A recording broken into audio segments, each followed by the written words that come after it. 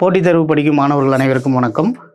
டிஎன்யூஎஸ்ஆர்பியில் இப்போ லேட்டஸ்ட்டாக வந்து பார்த்தீங்க அப்படின்னா உங்களுக்கு 2ஆம் நிலை காவலர், 2ஆம் நிலை சிறை காவலர் மற்றும் தீயணைப்பாளர்கள் வேக்கண்ட் வந்திருக்கு.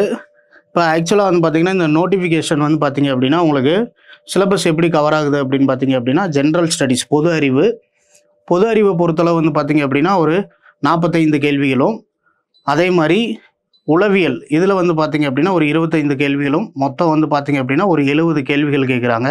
அதில் போன வருஷம் நடந்த உளவியல் எப்படிலாம் கேட்டிருக்காங்க அப்படின்றத ஒரு பார்வை. சரிங்களா? முதல் கொஸ்டின் பாருங்கள். 600இன் X% என்பது 450 எனில் எக்ஸின் மதிப்பு காண்க. ரொம்ப சிம்பிளாக தான் இருக்கும் கொஸ்டின். சரிங்களா? ரொம்ப கஷ்டமாலாம் இருக்காது. கரெக்டாக யூட்டிலைஸ் பண்ணிட்டீங்க அப்படின்னா ஈஸியாக போஸ்டிங் அடிச்சுட்டு போயிடலாம். இப்போ சதவீதம் அப்படின்னா என்ன அர்த்தம் அப்படின்னு பார்த்தீங்க அப்படின்னா டிவைடட் பை 100 இருக்குன்னு அர்த்தம். சரிங்களா? அப்போ இங்கே 600ல் என்ன கேட்டிருக்காங்க அப்படின்னு பார்த்தீங்கன்னா X% அது எவ்வளவுன்னு சொல்லியிருக்காங்க அப்படின்னா 450ன்னு சொல்லிட்டாங்க. சரிங்களா? இப்போ என்ன கேட்டிருக்காங்கன்னா இந்த எக்ஸோட மதிப்பு எவ்வளவு அப்படின்னு தான் கண்டுபிடிக்க சொல்லியிருக்காங்க. அப்போ 600 into x divided by 100 is equal to 450. சரிங்களா? 2 0க்கு 2 0 கேன்சல் பண்ணிடலாம். அடுத்து 6x is equal to 450. சரியா? இப்போ இதை அடிச்சிங்க அப்படின்னா 7 6 42, பேலன்ஸ் எவ்வளோ அப்படின்னு பார்த்தீங்க அப்படின்னா 3 30, 5 30. அப்போ எக்ஸோட மதிப்பு எவ்வளோ அப்படின்னு பார்த்தீங்க அப்படின்னா 75. அவ்வளோதான். ரொம்ப சிம்பிள். சரிங்களா? இப்போ இதுக்கு என்ன தெரிஞ்சிருக்கணும்? சதவீதம் எப்படி கால்குலேட் பண்ணணும்னு தெரிஞ்சாலே போதும். ஈஸியாக ஆன்சர் போட்டு போயிட்டே இருக்கலாம். சரி, அடுத்த கொஸ்டின். விடுபட்ட எண்ணை கண்டுபிடிக்கவும். சரிங்களா?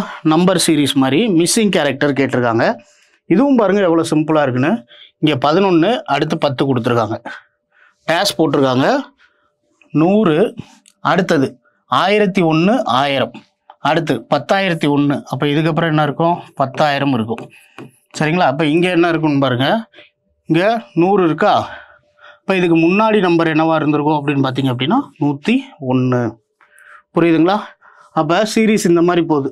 11 10, 101 100, 1001 1000, 10,001 10,000 அப்படின்ட்டு சீரீஸ் போகுது. இப்போ இங்கே ஆன்சர் எவ்வளோ அப்படின்னு பார்த்தீங்க அப்படின்னா 101. அடுத்து பொறுத்துக பொறுத்தளவு பாருங்கள். கூட்டு வட்டி கேட்டிருக்காங்க.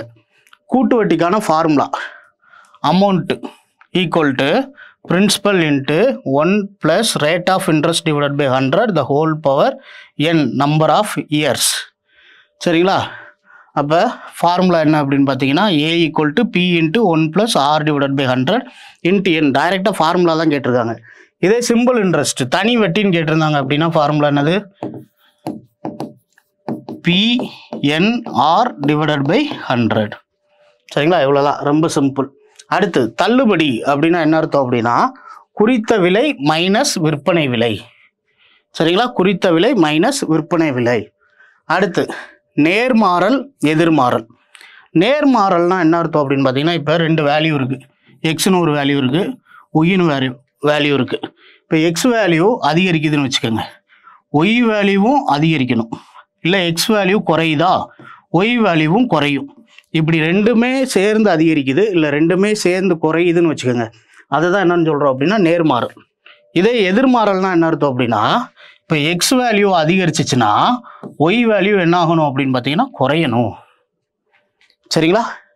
இதே இது எக்ஸ் வேல்யூ குறையுது அப்படின்னா ஒய் வேல்யூ அதிகரிக்கும். இதை தான் நேர்மாறல் எதிர்மாறல்னு சொல்கிறோம். இப்போ ஃபார் எக்ஸாம்பிள் இந்த நேர்மாறலுக்கு ஒரு எடுத்துக்காட்டு பாருங்கள். இப்போ 10 பழம் இருக்குது. இதோட விலை வந்து பார்த்தீங்க அப்படின்னா 100 ரூபான்னு சொல்கிறேன். அப்போது 20 பழத்தோட விலை எவ்வளோன்னு கேட்குறாங்க. இது எக்ஸ், இது ஒய்ன்னு வச்சுக்கோங்க. 20 பழத்தோட விலை 200 ரூபா. இப்போ இது அதிகரிக்குது, இங்கேயும் அதிகரிக்குது. சரிங்களா? இதுக்கு பேர் தான் நேர்மாறல். இதே இது 10 நபர்கள் ஒரு வேலையை 5 நாட்களில் செய்கிறாங்கன்னு வச்சுக்கோங்க. சரிங்களா? இப்போ 20 நபர் அந்த வேலையை செஞ்சாங்க அப்படின்னா என்னவாகும் அப்படின்னு பார்த்தீங்க அப்படின்னா இந்த 5 நாட்கள்ன்றது 2/5 நாட்களாக குறைய ஆரம்பிச்சிடும். அப்போ இங்கே எக்ஸோட மதிப்பு அதிகரிக்குது, ஆனால் ஒய்யோட மதிப்பு என்னவாகுது அப்படின்னு பார்த்தீங்க அப்படின்னா குறையுது. இதை தான் என்னன்னு சொல்கிறோம் அப்படின்னு பார்த்தீங்க அப்படின்னா நேர்மாறல் எதிர்மாறல். புரியுதுங்களா? இப்போ அதுக்கான ஃபார்முலா என்னன்னு கேட்டிருக்காங்க. நேர்மாறலை பொறுத்தளவு வந்து பார்த்தீங்க அப்படின்னா ஃபார்முலா y = kx. எதிர்மாறலை பொறுத்தளவு ஃபார்முலா என்ன அப்படின்னு பார்த்தீங்க அப்படின்னா xy = k. சரியா? இப்போ ஆன்சர் சி ஆப்ஷன். புரியுதுங்களா? இதுதான் நேர்மாறல் எதிர்மாறல். சரி, அடுத்த கொஸ்டின். எந்த வெண் வரைபடம் இங்கு கொடுக்கப்பட்டிருக்கும் சொற்களுள் இருக்கும் தொடர்பை சரியாக குறிக்கிறது? மொழிகள் பிரெஞ்சு, ஜெர்மன். இப்போ பிரெஞ்சுன்றது ஒரு மொழி, அதே மாதிரி ஜெர்மன்றதும் ஒரு மொழி. சரிங்களா? இது ரெண்டுக்கும் சம்மந்தம் இருக்கா அப்படின்னா இல்லை, ஆனால் இது ரெண்டும் சேர்ந்து ஒரே மொழி. இப்போ வென் டயக்ராம் பார்த்தீங்க அப்படின்னா இதுதான் கரெக்டு. அப்போ மொழி அப்படின்றதுக்குள்ள பிரெஞ்சு, ஜெர்மனி அப்படின்னு பிரிச்சிருக்காங்க. புரியுதுங்களா? அடுத்தது 5வது சம் பாருங்க. ஒரு டசன் வாழைப்பழங்களின் விலை 20 எனில் 48 வாழைப்பழங்களின் விலை என்ன அப்படின்னு கொஸ்டின் கேட்டிருக்காங்க. ஒரு டசன் அப்படின்னா என்ன அர்த்தம் அப்படின்னு பார்த்தீங்க அப்படின்னா 12ன்னு அர்த்தம். சரிங்களா? இப்போ 12 வாழைப்பழத்துக்கு எவ்வளோன்னு சொல்லியிருக்காங்க? 20.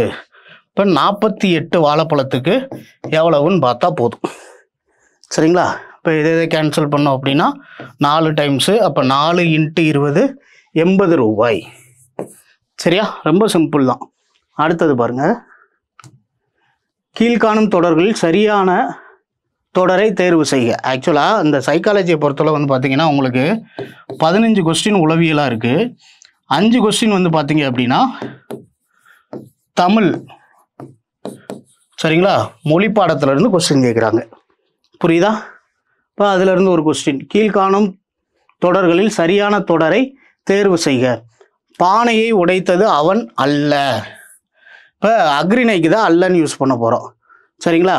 அதே மாதிரி அக்ரிணையில் ப்ளூரல் ஃபார்ம், அதாவது பன்மையில் இருந்துச்சுன்னா பானையை உடைத்தது அவன் அன்று.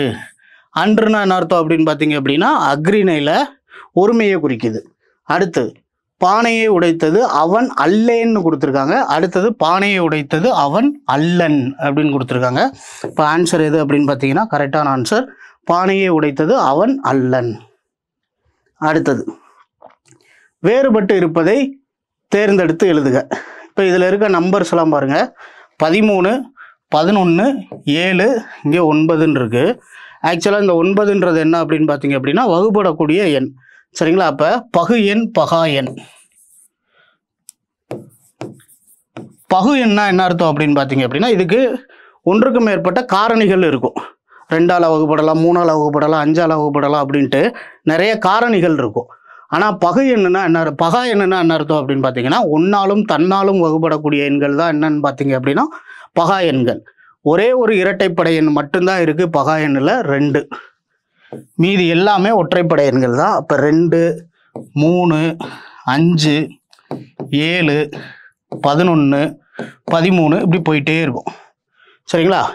இப்போ இங்கே இதில் பாருங்கள் 7, 11, 13 இது எல்லாமே என்ன எண்கள் அப்படின்னு பார்த்தீங்க அப்படின்னா பகா எண்கள்.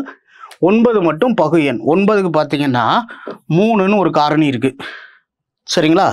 இப்போ 1ன்னு ஒரு காரணி இருக்குது, 9ன்னு ஒரு காரணி இருக்குது. அப்போ ஒன்னாலும் தன்னாலும் தவிர வேறுபட்ட காரணிகளை கொண்டு இருந்துச்சு அப்படின்னா அதை தான் என்னன்னு சொல்கிறோம் அப்படின்னு பார்த்தீங்கன்னா பகு எண்கள். சரிங்களா? இப்போ இங்கே வேறுபட்டது எது அப்படின்னு பார்த்தீங்க அப்படின்னா 9. அடுத்த கொஸ்டின். விவாதம். அவன் உச்ச மதிப்பீட்டு குறியீடு மதிப்பெண் பெற்றால் உதவித்தொகை பெறுவான். இது ஒன்று. அடுத்தது அவன் உதவித்தொகை பெற்றுள்ளான் என்றால் உச்ச மதிப்பீடு குறியீடு மதிப்பெண் பெற்றிருப்பான். இந்த விவாதம் சரியானதா, தவறானதா, சந்தேகத்துக்குரியதா, தீர்வின்றி போவதா அப்படின்னு கேட்டிருக்காங்க. ஆக்சுவலாக வந்து பார்த்தீங்க அப்படின்னா இதில் என்ன சொல்ல வர்றாங்க அப்படின்னு பார்த்தீங்கன்னா இப்போ நீங்கள் நல்லா படிச்சிருந்தீங்க அப்படின்னா பாஸ் பண்ணிடுவீங்க. சரிங்களா? அப்போ நல்லா படித்தான், பாஸ் பண்ணிட்டான். அவன் பாஸ் பண்ணான், நல்லா படிச்சிருந்தான். ரெண்டுமே சரிதானே? அதே மாதிரி தான் இங்கேயும் அவன் உச்ச மதிப்பீடு குறியீடு வாங்கினதுனால உதவித்தொகை வாங்கியிருக்கான். சரிங்களா?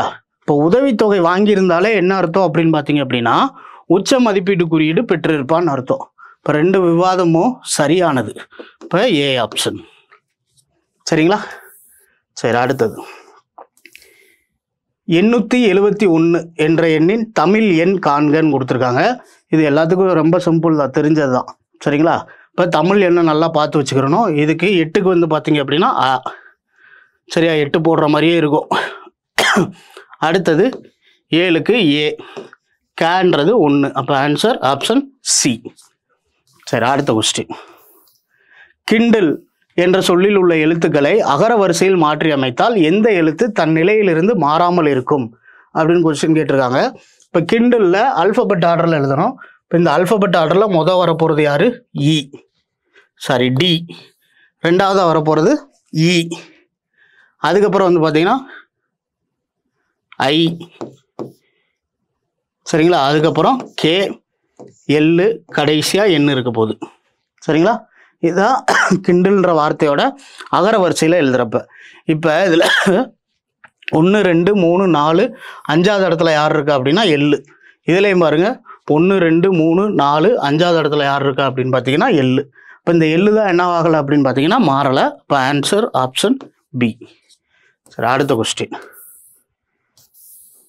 பின்வரும் அட்டவணையை பார்த்து பதிலளிக்கவும். குடும்ப செலவு கொடுத்துருக்காங்க. பொருட்கள் செலவழிக்கும் சதவீதம். சரிங்களா? இப்போ இதில் வந்து பார்த்தீங்க அப்படின்னா உணவுக்கு 30% செலவு பண்ணுறாங்க, வாடகைக்கு 25%, படிப்புக்கு 12%, உடைக்கு வந்து பார்த்தீங்கன்னா 18%, இதர செலவுகள் 15% சொல்லிட்டாங்க. இப்போ இதில் இருந்து கொஸ்டின் கேட்க போகிறாங்க. என்ன கொஸ்டின் கேட்டிருக்காங்கன்னு பாருங்கள். வீட்டிற்கு எடுத்து வரும் வருமானம் 2300. இப்போ மொத்த வருமானம் எவ்வளோ அப்படின்னு பார்த்தீங்கன்னா 2300. இதுதான் எவ்வளோ அப்படின்னு பார்த்தீங்கன்னா 100%. சரிங்களா? 100%. சரி, அடுத்து என்ன கொஸ்டின் கேட்டிருக்காங்க பாருங்க. என்றால் சராசரியாக அவர்கள் ஒரு மாதம் எவ்வளவு பணம் உடைகளுக்கு செலவு செய்கிறார்கள் அப்படின்னு கொஸ்டின் கேட்டிருக்காங்க. உடைக்கான சதவீதம் எவ்வளவு? 18%. சரிங்களா? இப்போ அவர் வாங்கின மொத்த சம்பளம் 100%. அது எவ்வளோ அப்படின்னா 2300. 18% எதுக்கு செலவு பண்ணுறாரு அப்படின்னு பார்த்தீங்க அப்படின்னா உடைகளுக்கு செலவு பண்ணுறாரு. அப்போ இங்கே எவ்வளோ வரும் அப்படின்னு கொஸ்டின் கேட்டிருக்காங்க. இப்போ 2 0க்கு 2 0 கேன்சல். இப்போ 18 × 23, 3 24, பேலன்ஸ் 2. அதாவது 23ஐயும் 18ஐயும் பெருக்க போகிறீங்க. 3 24, பேலன்ஸ் 2, 16, 18. அடுத்தது 23, 4, 11, பேலன்ஸ் 1, 414 ரூபா. சரிங்களா? இந்த 414 ரூபா எதுக்கு செலவு பண்ணியிருப்பாங்க? உடைகளுக்கு மட்டும் செலவு பண்ணியிருப்பாங்க. அடுத்த கேள்வி. அதே தான் ஒரு குடும்பத்தில் மாதம் ரூபாய் 6800 சம்பாதிப்பார்கள் என்றால் ஒரு வருடத்திற்கு எவ்வளவு ரூபாய் வீட்டு வாடகைக்காக கொடுப்பார்கள் அப்படின்னு கேட்டிருக்காங்க. இப்போ இங்கே 100%ன்றது எவ்வளோ அப்படின்னு பார்த்தீங்க அப்படின்னா 6800. சரிங்களா? இப்போ என்ன கொஸ்டின் கேட்டிருக்காங்க அப்படின்னு பாருங்க.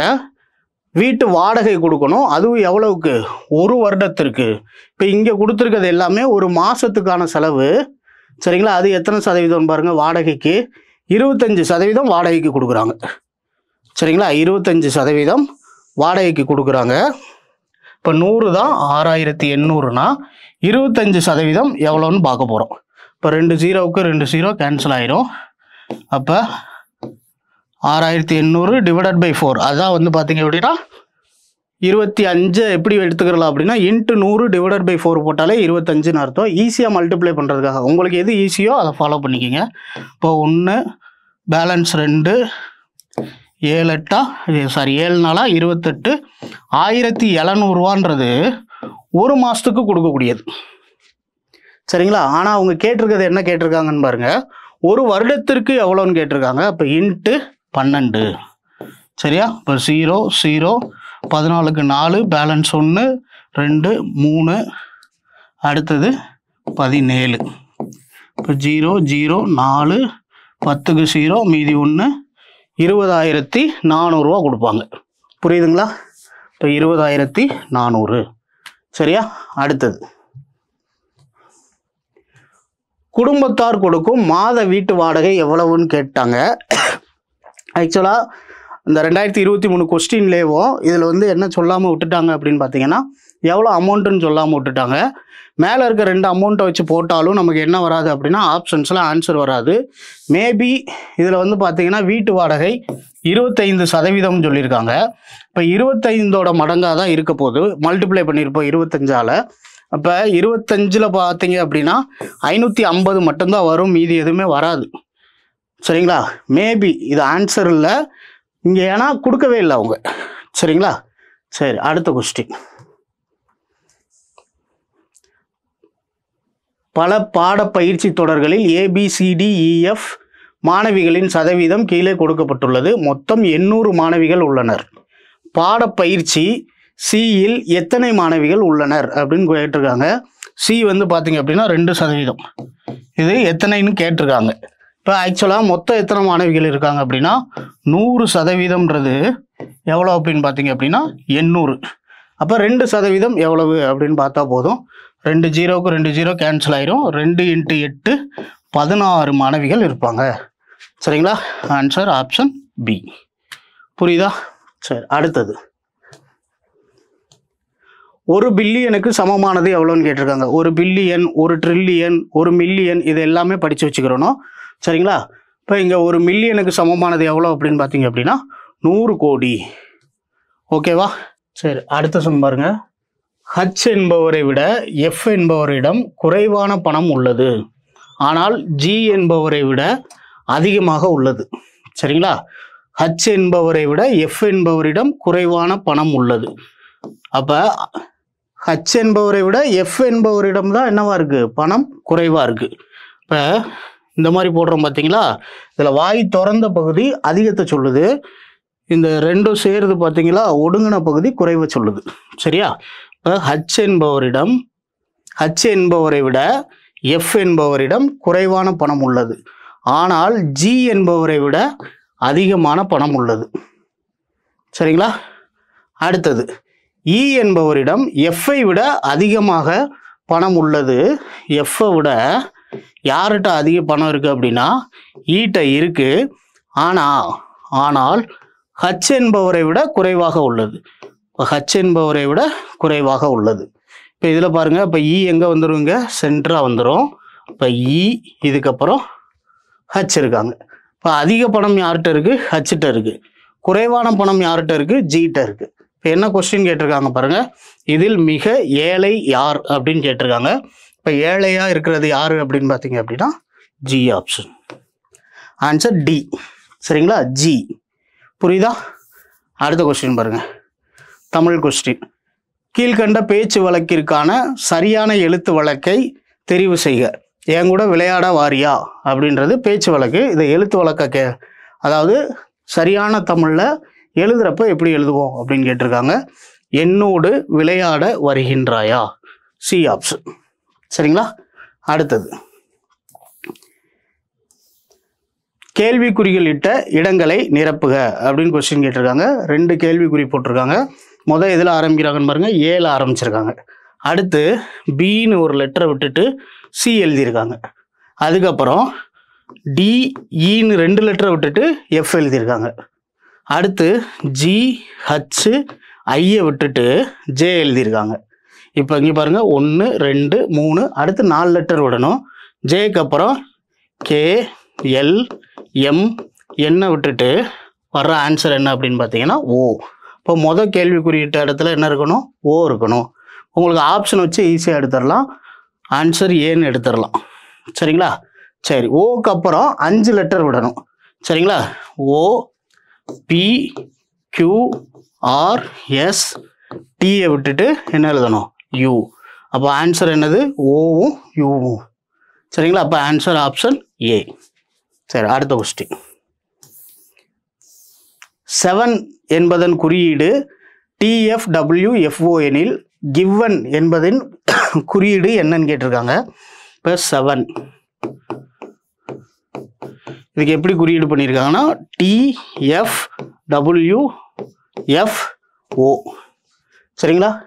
இப்போ எஸ்ஸுக்கு அடுத்த லெட்டர் தான் இது டி, ஈக்கு அடுத்த லெட்டர் எஃப், விக்கு அடுத்த லெட்டர் டபிள்யூ, ஈக்கு அடுத்த லெட்டர் எஃப், என்னுக்கு அடுத்த லெட்டர் ஓ. இப்போ என்ன கேட்டிருக்காங்கன்னு பாருங்க, கிவனுக்கு என்ன வரும் அப்படின்னு கேட்டிருக்காங்க. சரிங்களா? இப்போ ஜிக்கு அடுத்த லெட்டர் ஹச், ஐக்கு அடுத்த லெட்டர் ஜே, விக்கு அடுத்த லெட்டர் டபிள்யூ, ஈக்கு அடுத்த லெட்டர் எஃப், என்னுக்கு அடுத்த லெட்டர் ஓ. அப்போ ஆன்சர் HJWFO. இன்னும் நீங்கள் ஸ்மார்ட் ஒர்க் பண்ணணும் அப்படின்னா VEN, இங்கேயும் VEN. அப்போ முடிகிற கோடு எப்படி இருக்கணும் அப்படின்னா WFO. இப்போ WFOன்னு இங்கே முடியுதா? இல்லை, எலிமினேட்டு. இதுலேயும் இல்லை, இங்கேயும் இல்லை. WFOன்னு இங்கே மட்டும்தான் முடிஞ்சிருக்கு. சரிங்களா? அப்போ ஆன்சர் ஆப்ஷன் டி. புரியுதா? சரி, அடுத்தது தகழி என்ற சொல்லின் பொருள் என்னன்னு கேட்டிருக்காங்க. தகழி என்ற சொல்லின் பொருள் அகல் விளக்கு, பி ஆப்ஷன். அடுத்தது, 2 வாக்கியங்களை தொடர்ந்து 2 முடிவுகள் உள்ளன. எந்த முடிவானது 2 வாக்கியங்களுக்கு பின்தொடர்கிறது அப்படின்னு கேட்டிருக்காங்க. என்ன கேட்டிருக்காங்கன்னு பாருங்க, வாக்கியங்கள் சில நடிகர்கள் பாடகர்கள். சரிங்களா? சிலாகிசம் சொல்லக்கூடிய டாபிக்கு. சில நடிகர்கள், சில அப்படின்னா இப்படி போடணும், சம் கண்டிஷன் சொல்லுவாங்க. சரிங்களா? எல்லாம்னா என்ன அர்த்தம் அப்படின்னா உள்ளே போட்டு அடுத்து பெருசாக போடணும். எல்லாமுக்கு அடுத்து வர்ற இந்த எல்லாம் அப்படின்றதுக்கு அடுத்து வர்றது உள்ளே இருக்கணும், அதுக்கு அடுத்து வர்றது வெளியே போயிடணும். சரிங்களா? சரி, இப்போ என்ன கொடுத்துருக்காங்கன்னு பாருங்கள், சில நடிகர்கள் பாடகர்கள். அப்போ சில நடிகர்கள் பாடகர்கள். அடுத்து என்ன சொல்லியிருக்காங்கன்னு பாருங்க, எல்லா பாடகர்களும் நடன கலைஞர்கள். சரிங்களா? எல்லா பாடகர்களும் நடன கலைஞர்கள். இப்போ முடிவு பாருங்க, சில நடிகர்கள் நடன கலைஞர்கள். அப்படி தானே? ஏன்னா இந்த நடன கலைஞர்களோடது எங்கேயும் கிராஸ் ஆகி வருது அப்படின்னு பார்த்தீங்கன்னா நடிகர்களோடையும் கிராஸ் ஆகி வருது. அப்போ இந்த இடம் எதெல்லாம் குறிக்குது அப்படின்னா நடிகர்கள், பாடகர்கள், நடன கலைஞர்கள் எல்லாத்தையும் குறிக்குது. அப்போ ஃபஸ்ட்டு ஒன்று கரெக்ட். ரெண்டாவது, எந்த பாடகர்களும் நடிகர்கள் அல்லன்னு கொடுத்துட்டாங்க. ஆனால் ஏற்கனவே கொஸ்டின்லேயே என்ன கொடுத்துருக்காங்கன்னு பாருங்க, சில நடிகர்கள் பாடகர்கள்னு கொடுத்துட்டாங்க. இப்போ அது வருமா அப்படின்னா வராது. இப்போ எது மட்டும்தான் வருது அப்படின்னு பார்த்தீங்கன்னா முடிவு ஏ மட்டும் தொடரும். Answer option A. அடுத்த கொஸ்டின் பாருங்க, வாக்கியம் சதவீதம் என்பது பகுதியில் 100ஐ கொண்ட ஒரு பின்னம் ஆகும். நான் ஆரம்பத்திலே கொஸ்டின் அப்படி தான் படித்தோம். சரிங்களா? இப்போ ஒரு பின்னம் இருக்குது அப்படின்னா மேலே இருக்கிறதுக்கு பேர் விகுதி, நியூமரேட்டர்னு சொல்லக்கூடியது. கீழே இருக்கிறதுக்கு பேர் பகுதி. இப்போ கீழே என்ன இருக்குது அப்படின்னு சொல்கிறாங்க அப்படின்னா 100ஐ கொண்ட ஒரு பின்னமாகும்னு சொல்கிறாங்க. இப்போ 10% அப்படின்னா என்ன அர்த்தம் அப்படின்னா 10 / 100ன்னு அர்த்தம். இப்போ இது கரெக்ட். அடுத்து ரெண்டாவது, அசல் என்பது கடனாக பெற்ற அல்லது வழங்கிய தொகை அப்படின்னு சொல்கிறாங்க. கரெக்டு தான். இப்போ அசல் தான் என்ன அப்படின்னு பார்த்தீங்கன்னா கடனாக பெற்ற அல்லது வழங்கிய தொகை அப்படின்னு சொல்கிறோம். அப்போ எது ரெண்டுமே என்னவா இருக்குது அப்படின்னா சரியாக இருக்குது. ஆன்சர் ஆப்ஷன் சி, 1 மற்றும் 2 சரி. அடுத்தது பாருங்க, பிளட் ரிலேஷன். இந்த பெண் என் அம்மாவினுடைய பேரனின் மனைவி என்று அருண் சொன்னார். அப்படியானால் அருண் என்பவர் அந்த பெண்ணுக்கு எப்படி உறவாகிறார் அப்படின்றது கொஸ்டின். சரிங்களா? இப்போ என்ன சொல்கிறாங்கன்னு பாருங்க, இந்த பெண் என் அம்மாவினுடைய, என் அம்மானா யாரை சொல்கிறாங்க அப்படின்னு பார்த்தீங்க அப்படின்னா அருணை தான் சொல்கிறாங்க. சரிங்களா? இப்போ அருண் எடுத்துக்கிட்டீங்க அப்படின்னா இங்கே தான் அருண் இருக்காருன்னு வச்சுக்கோங்க. அருணுக்கோட அம்மா இருக்காங்க. சரிங்களா? அருணோட அம்மா. இப்போ என்ன சொல்லியிருக்காங்கன்னா இந்த பெண் என் அம்மாவினுடைய பேரனின் மனைவி. சரிங்களா? என் அம்மாவினுடைய பேரனின் மனைவி. அப்போ இங்கே அம்மா இருக்காங்க, அருண் இருக்காங்க. அருணோட பையனாக இருக்கலாம், இல்லை அருண் கூட பிறந்தவங்களோட பையனாக இருக்கலாம். சரிங்களா? இப்போ இங்கே இருக்கிறவரோட மனைவி தான் யார் அப்படின்னு பார்த்தீங்க அப்படின்னா அந்த பெண்ணுன்னு சொல்லியிருக்காங்க. சரியா? இப்போ என்ன கொஸ்டின் கேட்டிருக்காங்கன்னு பாருங்க, அந்த பெண்ணுக்கு எப்படி உறவாகிறார் அப்படின்னு கேட்டிருக்காங்க. இப்போ அருணோட பையன், அவங்களோட ஒய்ஃபு. அப்போ அருண் யார் அப்படின்னா அந்த பெண்ணுக்கு மாமனார். சரிங்களா? இப்போ ஆன்சர் ஆப்ஷன் டி. புரியுதா? சரி, நெக்ஸ்ட் கொஸ்டின். குரல் தேடல் என்ற கலை சொல்லுக்கு இடையான ஆங்கில சொல் எது அப்படின்றது. இப்போ புக்கில் வந்து பார்த்தீங்க அப்படின்னா தமிழ் புக்கில் ஒவ்வொரு யூனிட்டும் முடிஞ்சதுக்கு அப்புறம் வந்து பார்த்தீங்க அப்படின்னா கீழே கடைசியில் கலை சொற்கள் கொடுத்துருப்பாங்க. இது எல்லாத்தையும் நல்லா தெளிவாக படித்து வச்சுக்கிறணும். சரிங்களா? நம்ம டே சீட்டாகவே கொடுத்து உங்களை டெய்லி படிக்க வச்சுருவாங்க இதெல்லாம். சரி, குரல் தேடல் அப்படின்னா என்ன அர்த்தம் அப்படின்னு பார்த்தீங்க அப்படின்னா வாய்ஸ் சர்ச்னு அர்த்தம். Answer option C. ஃபேஸ்புக்னா என்ன அர்த்தம் அப்படின்னா முகநூல்னு அர்த்தம். டச் ஸ்க்ரீன்னா தொடுதிரைன்னு அர்த்தம். சரிங்களா? ஆப்னா செயலின்னு அர்த்தம். சரி, அடுத்த கொஸ்டின் பாருங்க. இதுவும் சில ஐசம் வாக்கியங்கள். எல்லா சங்கிலிகளும் கயிறுகள். சரியா? எல்லாத்துக்கும் அடுத்த இருக்கிறது என்ன ஆயிருன்னு சொல்லியிருக்கேன், உள்ள இருக்கணும். எல்லா சங்கிலியும் கயிறுகள். சரி, அடுத்து என்ன சொல்லியிருக்காங்கன்னு பாருங்க. சில இணைப்புகள் சங்கிலிகள். இப்போ சில இணைப்புகள் சங்கிலிகள் அப்படின்னு கொண்டு வரப்போ வந்து பார்த்தீங்க அப்படின்னா படம் எப்படி இருக்கணும்னு பாருங்க. இது சங்கிலி, அடுத்தது கயிறு, அடுத்து சில இணைப்புகள் சங்கிலிகள். அப்போ இது கூட தான் என்ன வரப்போகுது, சிலன்ற கண்டிஷன் வரப்போகுது. இப்போ இங்கே இணைப்புகள். சரிங்களா? முடிவு பாருங்க. சில கயிறுகள் இணைப்புகள். இப்போ சங்கிலியோட இது சம் கண்டிஷன், சிலன்ற கண்டிஷனில் இருக்கிறப்ப கயிறு என்னவா தான் இருக்கும் அப்படின்னு பார்த்தீங்க அப்படின்னா சில கண்டிஷனில் தான் இருக்கும். அப்போ ஒன்று ஃபாலோ ஆகுது. அடுத்து எல்லா இணைப்புகளும் கயிறுகள்னு கொடுத்துருக்காங்க. இப்போ இந்த இணைப்பு வந்து பார்த்தீங்க அப்படின்னா சில கண்டிஷனில் மட்டும்தான் இருக்குது. எதில் இல்லை அப்படின்னு பார்த்தீங்க அப்படின்னா எல்லாம்ன்றதில் வரல. அப்போ ஒன்று மட்டும்தான் ஃபாலோ ஆகுது, ரெண்டாவது ஃபாலோ ஆகலை. இப்போ ஆன்சர் வந்து பார்த்தீங்க அப்படின்னா முடிவு ஒன்று மட்டும் தொடரும். சரிங்களா? இப்போ இந்த கொஸ்டின்ஸை பொறுத்தளவு 25 out of 25 ஈஸியாக போட்டுடலாம். சரிங்களா? இதே மாதிரி தான் அடுத்து வரக்கூடிய எக்ஸாமும் நமக்கு இருக்கும். அதனால் நல்லா ப்ரிப்பேர் பண்ணுங்கள். All the best. தேங்க்யூ.